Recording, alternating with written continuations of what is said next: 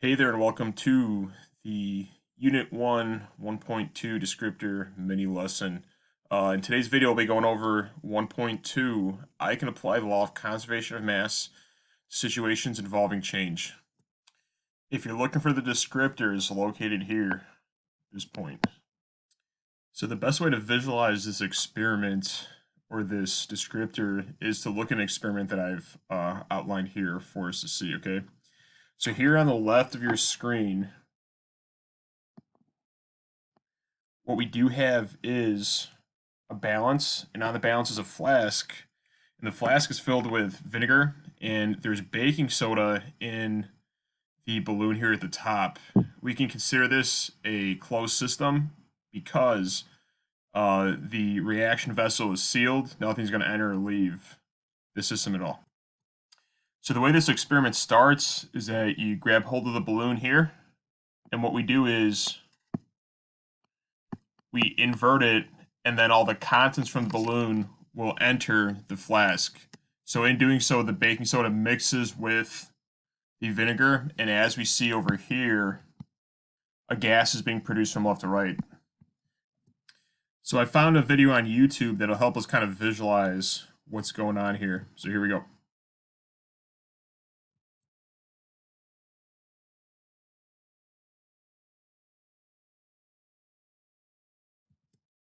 As baking soda is mixed with vinegar, there's a vigorous fizzing effect, and we see that definitely a gas is being produced.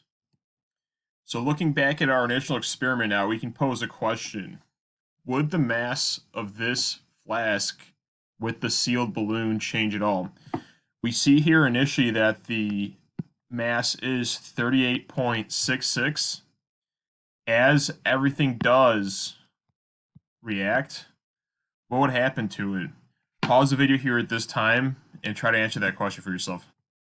So believe it or not, even though the volume is greatly larger here as we see, the balloon is definitely grown, the mass would actually stay the same. It would still be 38.66 grams. The reason for this is that when reactions occur on our planet, mass can neither be created or destroyed. Whatever mass we started with, or however many particles we began with, that's how many particles we have to finish it. We can't get rid of particles. Particles simply rearrange to create new things. Lastly, we can turn our attention to a formal definition of conservation of mass. So here, if we Google this, here's what it comes up with. The law of conservation of mass, or principle of mass conservation, states that for any system closed to all transfers of matter, like the balloon that we had, all they're saying is that nothing can enter or exit any particles.